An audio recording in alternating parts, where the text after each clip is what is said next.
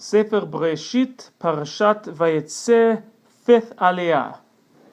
And he said, "Specify your wage to me, and I will give it." But he said to him, "You know how I served you, and what your livestock were with me.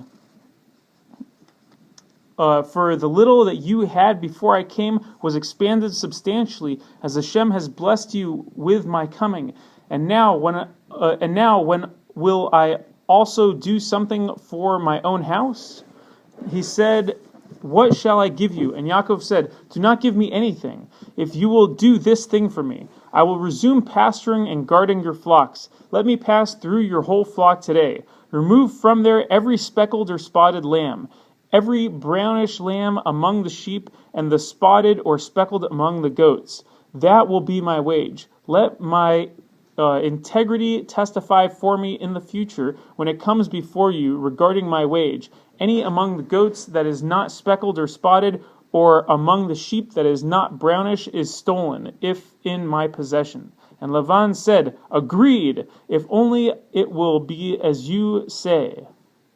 So he removed on that very day the ringed and spotted he-goats, and all the speckled and spotted goats, every one that contained white, as well as all the brownish ones among the sheep. And he left them in the charge of his sons. And he put a distance of 3 days between himself and Yaakov tended Lavan's remaining flock.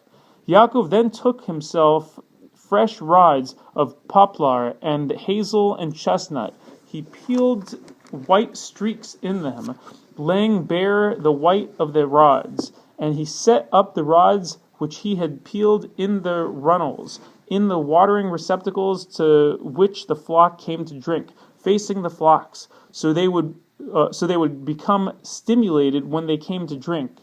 Then the flocks became stimulated by the rods, and the flocks gave birth to ringed ones, speckled ones, and spotted ones. Yaakov segregated the lambs, and he made the flocks face the ringed ones, and all the brownish ones among Lavan's flocks. He formed separate droves of his own, and did not mingle them with Lavan's flocks.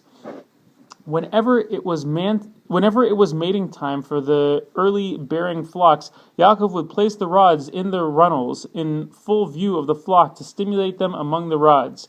But when the sheep were late bearing, he would not emplace. Thus the late bearing ones went to Lavan, and the early bearing ones to Yaakov. The man became exceedingly prosperous, and he attained fecund flocks, maidservants and servants, camels and donkeys. Then he heard the words of Lavan's son, saying, "Yaakov has taken all that belonged to our father, and from that which belonged to our father he amassed all his wealth." Yaakov also noticed Lavan's disposition, that behold, it was not toward him as in earlier days. And Hashem said to Yaakov, "Return to the lands of your fathers and to your native land, and I will be with you." Yaakov sent and summoned Rachel and Leah to the field to his flock, and said to them, "I have noticed that your father's disposition is not toward me as in earlier days, but the God of my father was with me. Now you have known that it was with all my might that I served your father. Yet your father mocked me and changed my wage 100 times. But God did not permit him to harm me. If he would stipulate, 'Speckled ones shall be your wages,' then the entire flock bore speckled ones. And if he would stipulate, 'Ringed ones shall be your wages,' then the entire flock bore ringed ones. Thus God took away your father's livestock and gave them to me.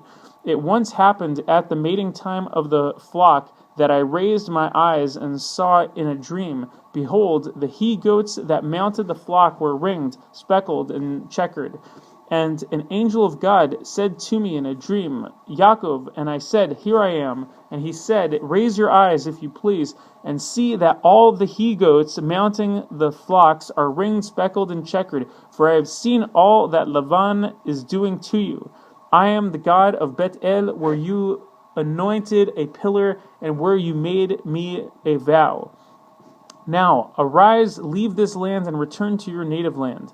Then Rachel and Leah replied and said to him, 'Have we then still a share and an inheritance in our father's house? Are we not considered by him as strangers? For he has sold us and even totally consumed our money. But all the wealth that God has taken away from our father belongs to us and to our children. So now, whatever God has said to you, do."